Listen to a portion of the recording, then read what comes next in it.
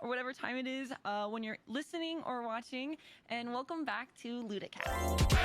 There's no way. Yeah, Luda, no. Can we even keep that in? All right, today I am joined by a special friend, Mr. Isaac. We met years ago on tour, and then you joined us for the Fozzy tour when we actually got to not only kind of meet, but actually learn about each other. So this is Mr. Isaac, everybody. Hello, hello, hello. I'm so honored to be here. Yeah, this is very exciting because I feel like you were one of the first people to not only believe in my streams, but also push me to do them. You literally helped with sound on tour to help my streams, and I would come back to the bus and you were watching my streams every night, and like I would go to my bunk and be like, so sweet. So before we get into the tour, that your audience got to hear, or at least be a part of what was going on. I mean, what an amazing opportunity for you to have to be on tour with a band like Fozzy, and to be in front of a large crowd, and for your fans and for the people watching. I was like, I want to make sure that they're being able to feel the excitement, the energy, not just be able to visually see it, but to also hear what you guys were doing. So yeah, it was very important for me to make sure that your streams were sounding better. All right, so before we get into the tour and everything that happened there, if you don't know who Mr. Isaac is, he was our sound engineer on that tour, but you have been doing it for way before then. How did you kind of get into doing sound, and what kind of pushed you into that area of, like, I know you worked with your church and then you've been like doing other shows, so what kind of pushed you into that? So we're going to go way back to early Isaac. Early Isaac grew up in a home whose dad was a traveling evangelist, a minister. He used music as part of that. So every house that we lived in, we always had a recording studio. So I kind of grew up around recording studios and also around live sound. I knew it's something I wanted to do, but it was one of those instances where, you kind of look at it and go, there's really, can you really support a family doing this kind of thing? So dad always wanted me to become a chiropractor or something in the medical field. Like every parent. I mean, every parent wants the best for their kids and wants their kids to, succeed and not have to struggle and stuff. Mm-hmm. But God, I feel, had a different plan for my life, and it was definitely a passion of mine. So by the time I turned 16, my dad had introduced me to a cousin who was in the industry. And when he said, we have one a cousin in the industry, I was like, yeah, sure. I'm thinking, since I'm Latino, right? That, we're talking mariachi music or something like that. I was like, I want American mainstream. And he's like, no. He goes, he's in the industry. And I was like, well, who's he worked with? And he said, well, people like Stevie Wonder, Taste of Honey, a couple of other groups. And then he's like, but what he does mostly now is mix films. I'm like, films? And he goes, oh yeah, he's worked like on the first original Star Wars movies. So I'm 16 years old. My dad introduces me to this guy. I go visit the 20th Century Studio movie lot in Hollywood, because that's where I was living in California at that time. And I walk in, he's mixing a Mike Myers movie called So I Married an Axe Murderer. And I'm sitting behind this huge console. Faders are moving, things are going on the screen, all sorts of stuff. And I was like, I want to do this for the rest of my life. Mm-hmm. And at the age of 16, I was offered a job at that studio. They basically told me I wouldn't be running the console, but they would teach me everything I needed to know. So that kind of propelled me into this, like, well, I'm going to learn everything I possibly can. I didn't take the job. My parents wouldn't let me live in Hollywood. And that's okay. You could have been working on all the Star Wars. You could have been in that. They're all back. True. But, it definitely, it gave me a desire to chase something. Mm-hmm. and work really hard at it. And so I studied everything I possibly could.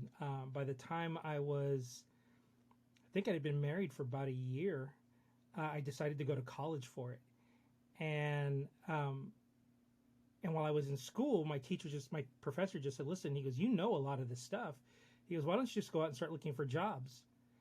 And so what I did was I would go to, watch bands play at churches or, events and stuff like that. And I'd walk up and say, hey, I'd love to mix your sound.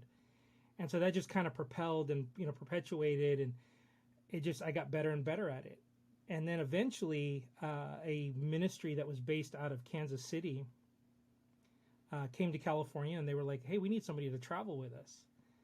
So I was like, cool, yeah, I'll give it a whirl. Yeah. And I moved out to Kansas City, and then kind of was a part of that. Traveled and toured with them for a little bit, and then ended up in a recording studio out here in Kansas City. Worked on projects with the Backstreet Boys, Good Charlotte, John Mayer, Ben Harper, Ben Folds, just a slew of people. And so I got to learn a lot from a lot of great people. So that's kind of, how it started, and then just kind of how it grew. And I would say a lot of it was just because I feel like God opened the door for me just to kind of walk through each one of those doors. I never chased any of that stuff. I just wanted to be better at what I was doing. Yeah. And with that brought people from the industry to, in a sense, mentor me, or at least give me tips and tricks or understandings of how things were working. So it was, I think I've had a fantastic, fun life. But, in that process, I also ended up going on tour with Super Chick. That kind of started more of my touring days. And then meeting Mr. Joe and Seventh Day Slumber through that process, and then meeting you guys. So, yeah.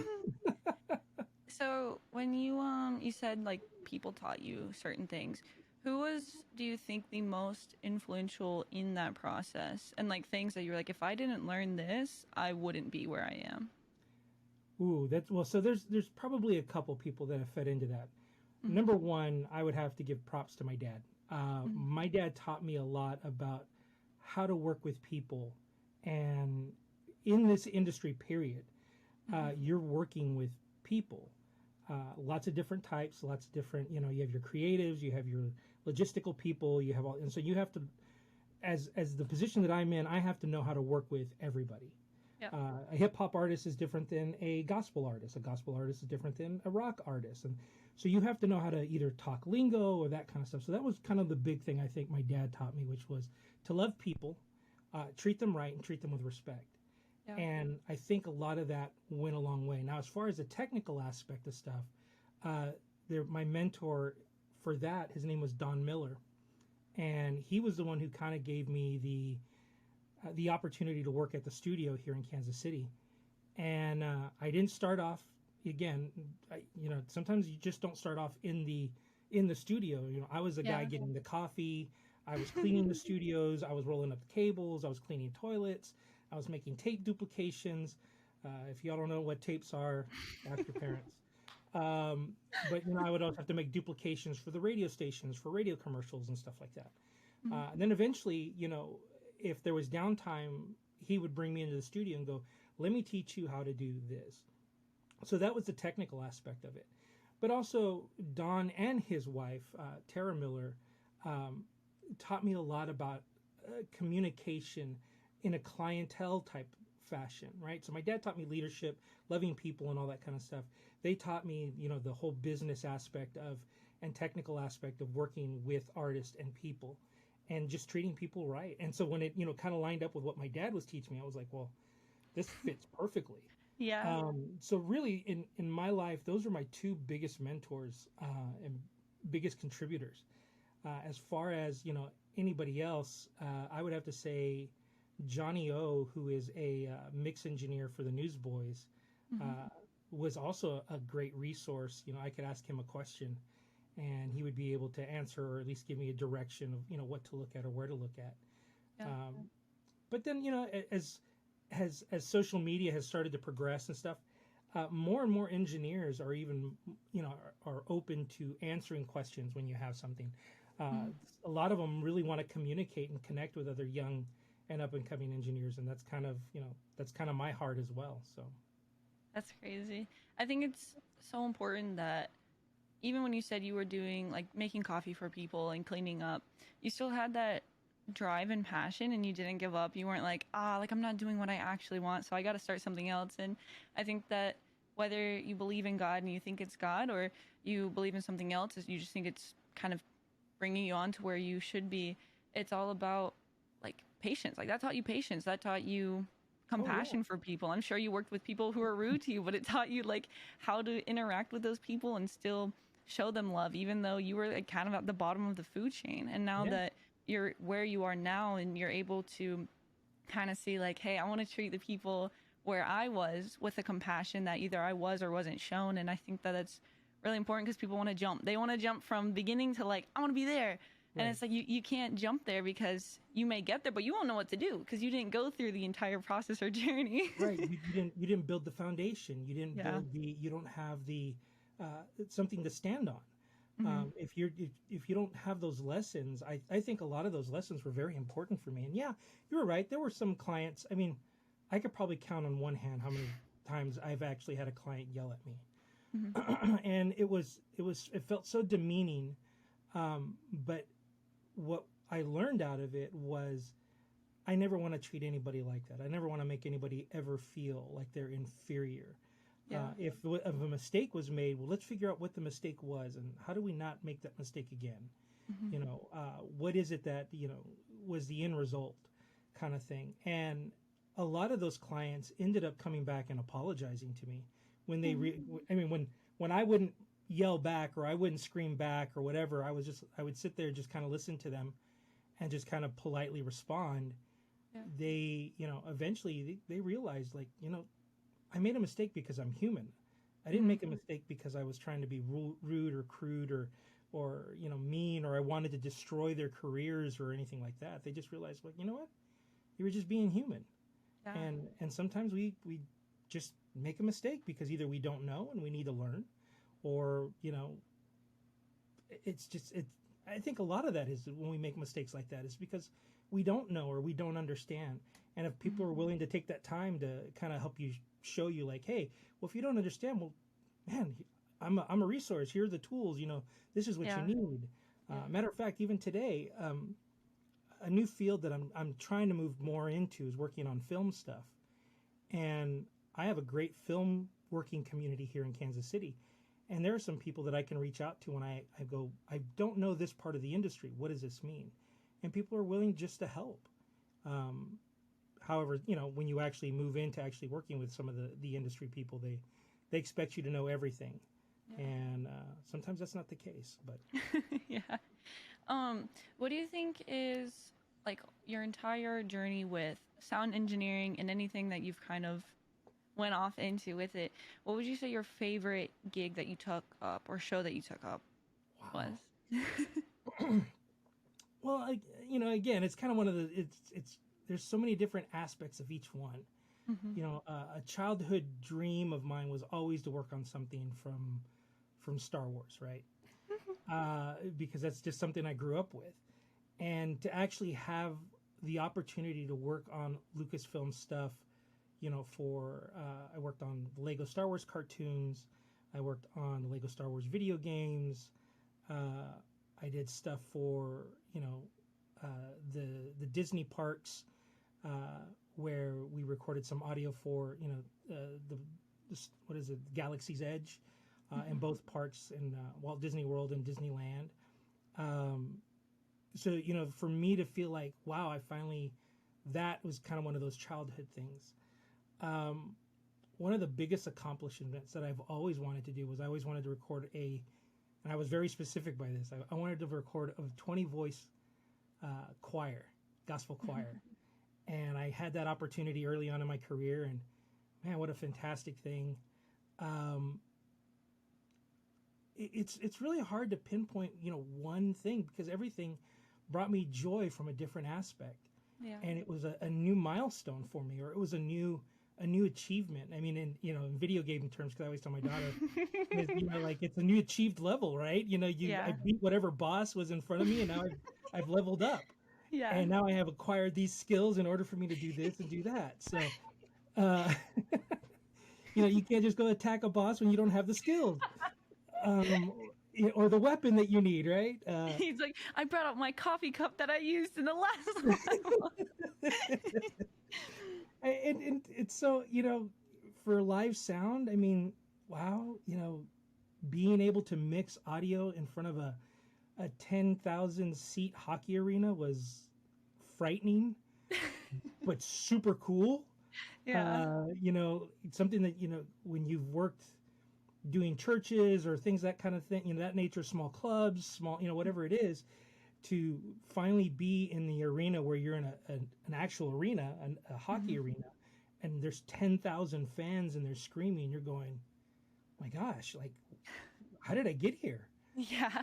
So, there's each job, to me, I always try to find something very special about each one. And whether it's creating community, whether it's connecting with the artist, whether it's connecting with the fans of that artist or whatever, it's always a new experience for me. So it's hard to really pinpoint or pick just one, but yeah, everything's very special to me. Yeah, I think it's hearing that like you got to do your childhood dream. A recent thing that's been a huge topic in my life is kind of revisiting your child and revisiting that inner kid and like what did they want to do, because often we grow up and we're like, oh, like that was like a kid dream, like I actually got to do real life. And it's like, what, you can do real life and do what that kid wanted. And so for you to be able to kind of heal that inner kid or like protect that inner kid and allow it to do the things it wanted while it also literally being your job was probably huge for you, and probably like comforted the crap out of your inner kid. They were like, let's go Lego Star Wars. Yeah, I mean, it's like, and then, you get opportunities like to work on stuff for Marvel, and then you get on, you're working on stuff for Dreamworks, and you're for Warner Brothers, and it's like, the doors just kept opening up. And Yeah. I mean, it's amazing. It's all an amazing experience. It's a great milestone. At the end of the day, what makes me happy is, the people around me that, that I can impact and make them feel special. That's kind of it for me. Yeah. I think talking about making people feel special, we did the Fozzy tour, and that was the first time we had met before on other tours, but this was the first time that we were going to basically be living in a bus together for 2 months. And that's quite the like jump. Like I've met you a couple times. Now let's live together for 2 months in a small bus. Right, in a small confined space. Yeah. But so we all went in, and it was a fresh relationship, and it's a very like stressful environment when you're on tour. A lot of people think that it's just, oh, you just get to go in and play music and have fun, and you do get to do that. But there's also a lot of stressful parts of tour, and especially after a show, the adrenaline's wearing off, like you're in a confined space, like trying to like let loose of that steam. Someone's trying to cook something in the microwave, but you're starving. And there's a lot of tests for relationships on tour. But something that I like genuinely remembered from that tour, and it was literally the start of the tour, is that every morning, not only did I watch like the sunrise from out of the bus, but I literally watched the sunrise in our bus with you. And every morning you'd be like, good morning, like, what's up? And it was literally like I was just blinded with positivity. And you could only like sit there and you couldn't help yourself but think like, oh my word, like this dude, he's so positive. How is he so positive? Like, it's crazy. And I remember that like a week into tour, I was like reflecting on myself, being like, I'm too negative. I should be more positive. I should be like Mr. Isaac. I should change some things up. And it was absolutely wild. And I have never met someone so, not even just positive, but just like so upright and so just loving and caring. And you truly reflect that example of what Christ wants us to be. And it wasn't just during like the fun times. It wasn't just during the like, oh yeah, like this is so easy to be positive. It was during the like bad times too. There was some stressful times. There was some times where there were fights or yells, and it was always you who was like, like that's okay. Like we keep going, or we just got to shake it off. Like don't let them get under your skin. Like we keep going. And it was so crazy, but I think you were a very strong part of keeping that tour together, like truthfully. And from my perspective, like you were like one of the building bricks that were like sitting there holding us together. And you left, I think, for a week on that tour, and life fell apart. We're like, where's Mr. Isaac? Where is he, man? He needs to come back. So it was crazy to have that be a part of it. And you truly were just it's shown onto everybody, even like people that on that tour that we know that were like, this person's never gonna change. Like it's gonna be like this. You were even getting to them. I don't know how you did it. You were even getting to them. And so I think that it's so crazy how your impact, whether you know it or not, is going, or your like being is going to impact other people. And if that's negative, like you can truly negatively impact people's lives, especially being stuck in 2 months together. But because you were so positive and you were so loving and caring, and you showed that compassion to everyone, whether they were like working with another band or they were in our band, it was great. And I think that made the tour so special. And it was such like a memorable tour, not only because we had sold out shows or like really good nights with merch. It was like, dude, we would come back in and you were like, you guys sounded great. Like I said, you were watching your streams. You're like, dude, you were playing so well. Like you should have seen the smile I saw on like this particular person's face. Like I saw this person at merch and I was just talking with them, and it was so cheery and bright. And I think that attitude really like takes you places. And I'm sure everyone you've worked with has also come out saying the same thing of like, dude, that Isaac man, like I need to change up my life. He's over here just hitting my heart with all the good feels. So I wanted to talk about the tour and just kind of ask, what were your favorite memories on that tour? Because we made a lot. We made a lot of memories. I think well, first of all, thank you for saying that, because, and I'd like to say this, a lot of the positivity really comes down to a choice. Mm-hmm. Granted, there are days that I have my bad days, mm-hmm. But I choose how I react. You know, it's a for me, it's a choice. I know for some people it may be a little harder to make those choices and stuff like that, but for me, I make a choice to say, am I going to let this affect me, or am I just going to keep moving forward? Mm-hmm. And I think that's one of the things, you know, growing up, and I don't want to get too deep into it, but you know, growing up as a little Latino kid, a lot of people used to make fun of me. I used to have a real heavy Spanish accent when I was a kid, so a lot of people made fun of me, and I could have at least allowed that to destroy me, or make me a better person. And what I did was I would take that and I'd be like, I'm not going to take that negativity and let it crush my spirit or crush my soul. But I'm going to use it to maybe evaluate who I am or what I'm doing. And is there a better way to do it? Is there a better way to be? And then, you know, if it was like, if I look at myself and I'd be like, no, I'm being me. That's who I am. Mm-hmm. That's okay. And I could just keep moving forward and not worry about what people said about me. Or I would look at it and go, you know what? That is probably something I need to change in my life, or that is probably something I need to correct, or something like I said, if you don't know, you know, how to do something, you learn how to do it so you can get better at it. And I think it's because of those choices early on, that as I grew older, it was that's just kind of the way I am. I look at each situation, I kind of go, all right, is this going to affect me for right now, or is this going to affect me for the long term? Mm-hmm. If it's just right now, no worries. If it's something for the long term, we need to make some changes and make some decisions, you know, kind of thing. So thank you for noticing, you know, that it was a lot of effort to. Now on the tour, obviously, it becomes a habit of how you deal with stuff. Yeah. Now on the tour, my favorite part, in all honesty, was connecting with you and your family. To me, you guys made me feel a part of the family, especially since the fact that I came out of tour, out of retirement to go on tour, because you know I'd stopped touring. I wanted to only do studio stuff and just kind of stay close to home, kind of thing. But it's because of your family and who you guys were that I wanted to be a part of that. I wanted to be a part of something that was going to make an impact. So my favorite part was connecting with each one of you. And, you know, connecting with your dad, connecting with your mom. You know, we would get up early and sometimes we'd go out and have breakfast together, kind of thing.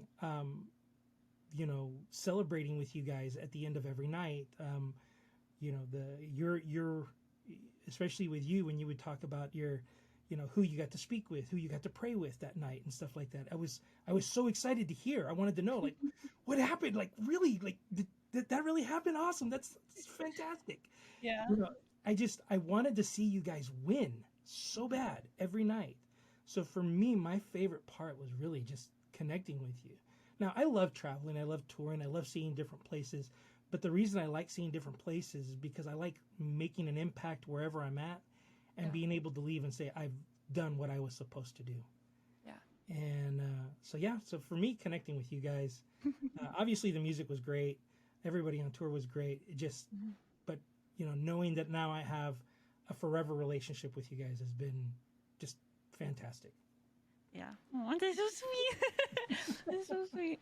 I think, I think that the huge part of us for touring was, this is our home. This is our home for the next 2 months. So why do we not like welcome everyone into it and create that bond? Because it does get hard, and especially as Christians out there sharing the gospel, we believe there's a target on our back because Satan obviously hates that and wants to destroy it.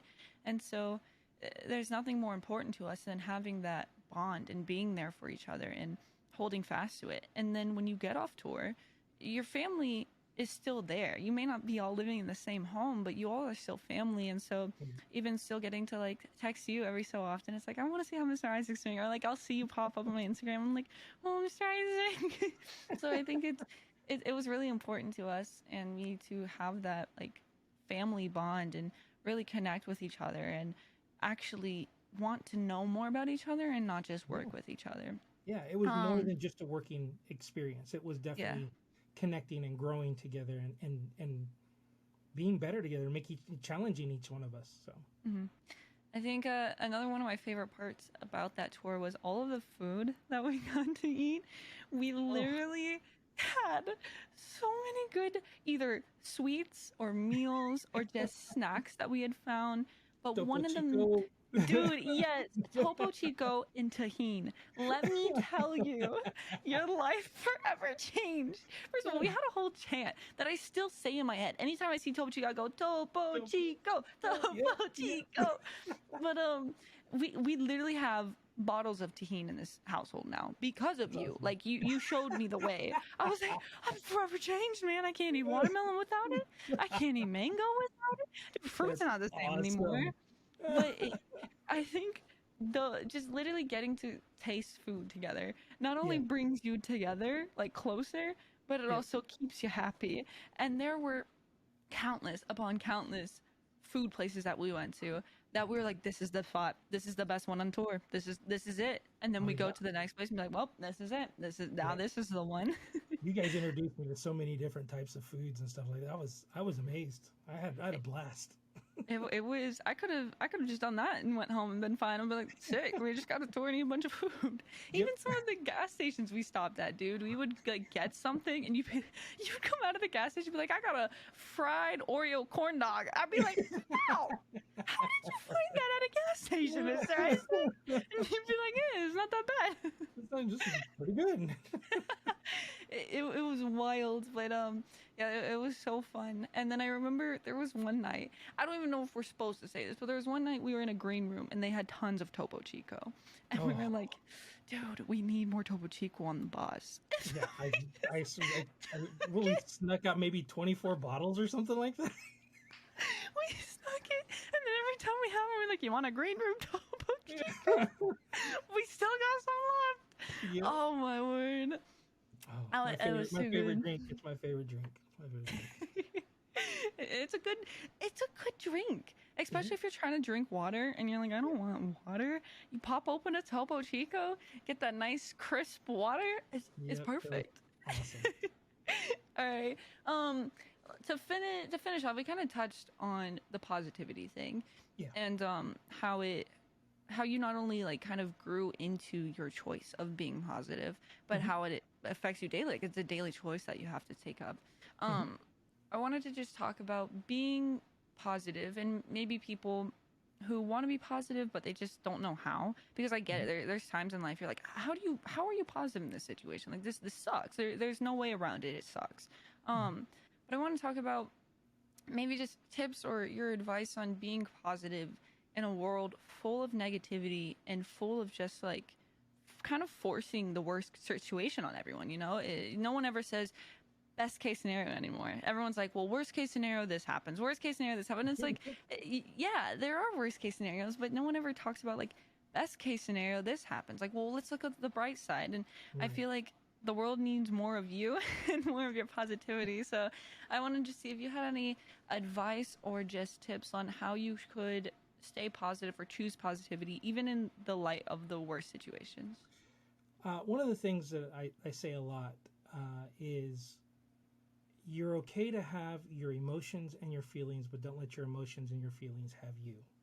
Mm-hmm. And what I mean by that is when a situation comes up and it's difficult and it's hard and you have to make this choice about positivity or whatever it is, you're allowed to cry, let it hurt you, let it, whatever it did to you, whatever emotion that you have, go ahead and let that emotion come out. Don't bottle it up. But, I grew up in a generation where, when something like that happened, we would say, now pick yourself up, dust yourself off, and just take the next step and move forward. Always move forward. Always try to move forward. And so with that, for me, especially like losing my dad not too long ago, it was hard. It was tough.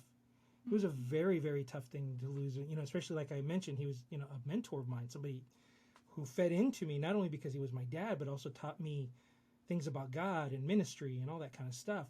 Yeah. And to lose somebody like that in your life and be able to pick yourself up and go, I'm onto not that I've forgotten who he was. I had my emotions. I let my emotions out. I expressed everything that I needed to express. But then I picked myself up, dusted myself off, and I moved forward. What would my dad want me to do? How would my dad want me to live? How would my dad want me to take care of this or take care of that? And so I had this new purpose, this newfound purpose. So I know every situation is different, and it's always hard to say, well, this is your fix all. But really, I think the most important thing is if you can step back, and like I said, if there's an emotion involved, allow the emotion to take place. Collect yourself, dust yourself off, and find out what's the next step forward. How do we continue to move forward? So really, that's probably the best advice that I could give, because that's how I live my life.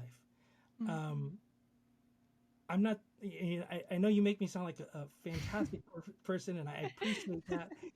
And I'm so glad that comes out, but trust me, there's a lot of struggle that goes on the inside.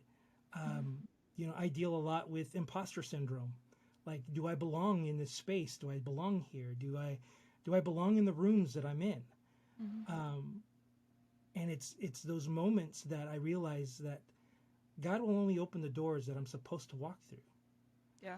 And if it so happens to be that it's a room full of millionaires or a room full of, huge business execs or, whatever it is, I'm in that space because God told me that I'm supposed to be in that space. Yeah. So, but it's a daily thing for me to go, I belong here. I'm supposed to be here. And it's a choice. It really is. It comes down to a choice.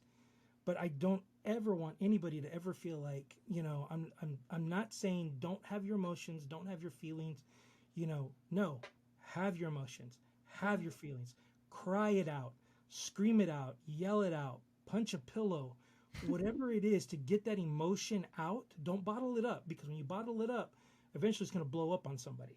Yeah. But if you can let all that stuff out and let it all go as quickly as possible, for you to take that next step forward is going to be a whole lot easier, because you'll be able to evaluate with a clear head going, well, how did I get there?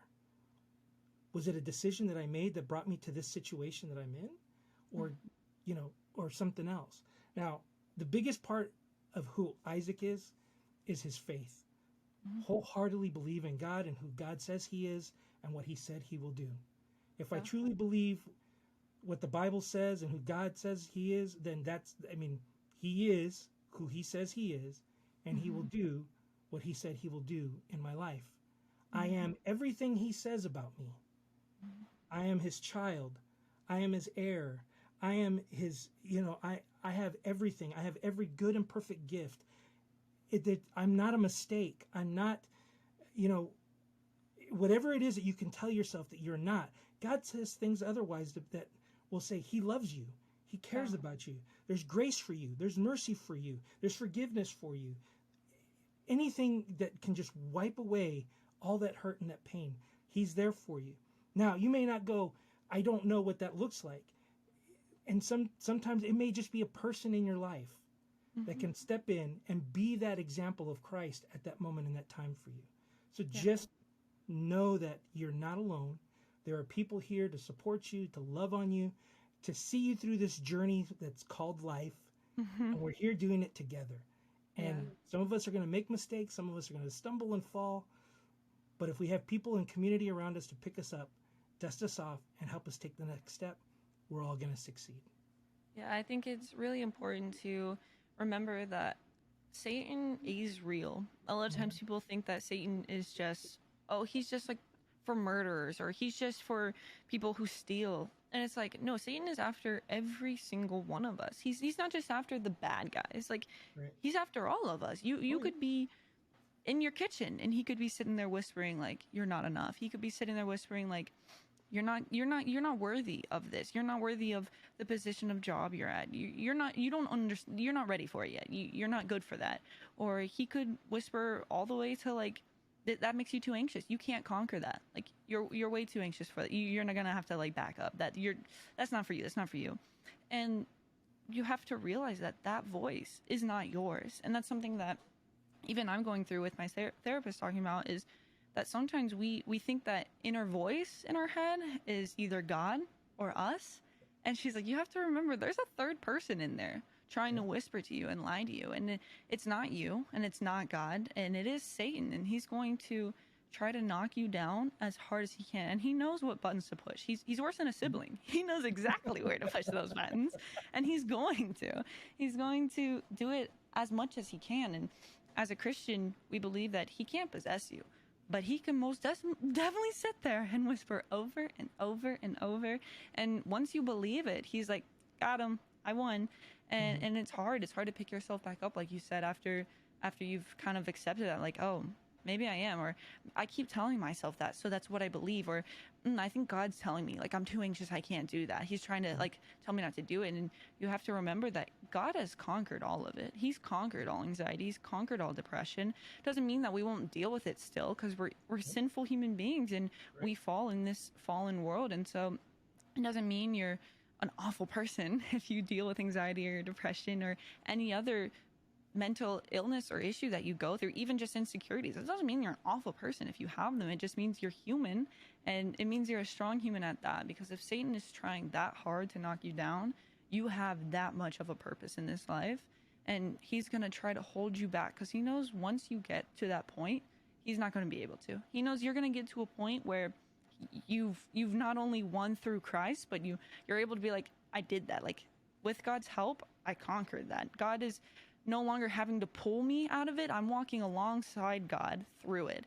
And so I think it's really important to remember when it gets super tough, when you get to those points where you're like, dude, I think I need to take a step back. Like, I can't do this anymore. To sit there and really think like, this could be Satan trying to stop me before I reach the point I need to be at. This could be Satan trying to hold me back, because one more step and I'm where God needs me to be, speaking to people. It could be if you have social anxiety, maybe that little voice telling you like, oh, you can't do that public speaking. You'll literally die. Like, you can't do that. That's too much for you. And God could be saying, hey, that's exactly where I need you to be. So stop listening to that voice and listen to me. I've got you. Like, focus on me. Like he did to Peter. He's like, hey, just listen. Look at me. Focus on me. And I think that's something that's really important in a world full of voices that are telling you a bunch of negative things, a bunch of just kind of self-doubt things, kind of teaching you to second guess yourself. God's saying, hey, look at me. Stop focusing on social media. Stop focusing on what everyone else is telling you to do. Look at me, because even the people closest to you, they're going to mess up. They're going to make mistakes. They're not perfect. They're going to say things that isn't what God wants you to do. So at the end of the day, who you should be focusing on is God. And I think that's really important. It's what's helped pull me through struggles and stay positive, is that, like, yeah, I don't got this, but God has this. And as long as he's got this, I'll be good. And we're promised in the Bible that God's always got it. We don't ever have to doubt that, oh, is Satan going to win this time? Like, I'm on the edge of my seat. Is he going to be able to pull him down? Like, God has told us the end of the story, which is he's won. He has already won the battle. And I right. think that that's why Satan tries even harder, because he knows he's going to lose. And so he's like, who can I take down with me? How can I make them miserable? And so you have to remember that little voice that tells you, you're not worthy enough. You're not enough for this. You can't do this. Like, stop talking. You're too loud. Or, like, speak up. You're too quiet. You're exactly who you're supposed to be. You're exactly who God made you to be. You're going to fall. You're going to sin. You're going to mess up. But as long as you get up and shake off and you keep going, like, that's what God wants for you. He doesn't want you to become this person that you're not, you know? As long as you are trying to be as much as him as possible, but still understanding that you're never going to be perfect. Because that's another thing that I kind of was dealing with. I was like, I have to be like the perfect Christian, you know? I got to mess up as little as possible.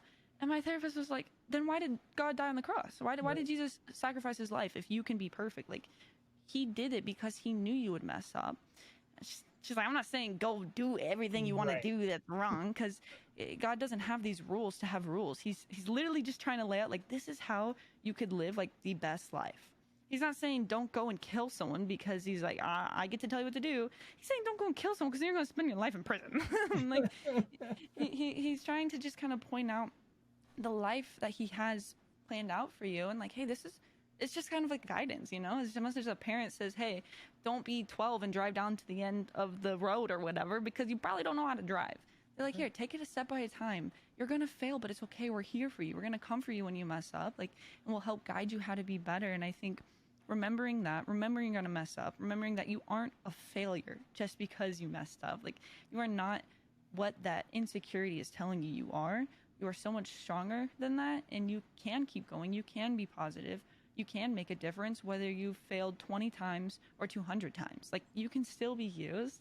And I think that everyone has their purpose and meaning in life. And if you let Satan take that away from you, you're not going to be able to share that light with someone. But if you get back up and you use that purpose and you use that story, whether it's one that seems simple to others or one that seems impossible to others, you use that and you share that. If you help one person, like, that's one person helped. And I think that that's something that really strives me for anything I do. I don't do it because I'm like, oh, I'm gonna become the best at it. Like, I'm gonna do this, this, and this. And it's like, if I can just make one person smile, if I can just make one person, like, get a little positivity in their life, or if they listen to this and they're like, oh, like, I want to try being more positive. I want to try being a better impact on my siblings or my children or my coworkers. That's all I want, you know? I want people to just realize that, hey, you can start today. Just because you've been negative your whole life doesn't mean you have to stay that way. Satan's going to try to lie. He's going to be like, nah, you're too negative. You can't change. Like, that's who you are. But you can make that choice every day. And you can be like, hey, I'm going to choose to live as positive as I can. And if I mess up, that's okay. I'm going to get back up, shake it off, and I'm going to be positive again. And I think that you are such a good example of that, and that's why I literally invited you. I was like, dude, if I'm gonna speak with anyone about being positive, it's gonna be this dude right here, because he knows there's something in that brain that knows something we don't. So I really appreciate you joining me and sharing things that are not only vulnerable, but just things that you've learned throughout life and how to conquer those really hard moments with positivity and Christ's love. Well, thank you. I love you, and I'm very proud of you. I'm very proud of the person that you are and that you're going to become, and the giftings and the talents that you have and the abilities that you have, and you're going to do some big things.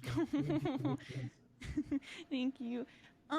There's one last thing that we do that I have as part of my podcast before we kind of end it out with our little outro, and it's just one question. Chico? It should be. Honestly, I should have changed it for this one. It's a little, I set up a 15-minute timer. Oh, not 50, 15.